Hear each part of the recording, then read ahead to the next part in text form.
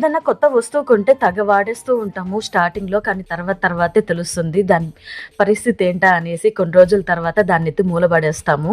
ఇప్పుడు ప్రస్తుతానికి నా పరిస్థితి కూడా అలాంటిదే. ఎయిర్ ఫ్రైయర్ అయితే ఇంటికొచ్చింది కదా కొత్తగా, దాన్ని ఇంకెలా యూజ్ చేయాలా అని చెప్పి రోజుకొక డిఫరెంట్ రెసిపీ అయితే ట్రై చేస్తున్నాను. అలాంటిదే ఈరోజు బెండకాయ ఫ్రై. దాన్ని కూడా నేను నార్మల్ ప్యాన్లో ఫ్రై చేయకుండా ఎయిర్ ఫ్రైయర్లోనే ట్రై చేస్తున్నాను. నిజంగా ఎంత బాగొచ్చిందంటే ఇంత బాగా వస్తుందని చెప్పి నేను కూడా అనుకోలేదు. చాలా బాగా వచ్చింది. మనం డీప్ ఫ్రై చేస్తే ఎంత క్రిస్పీగా వస్తుందో సేమ్ యాజ్ ఇట్ ఈజ్ అలానే వచ్చింది. టేస్ట్ కూడా చాలా బాగుంది.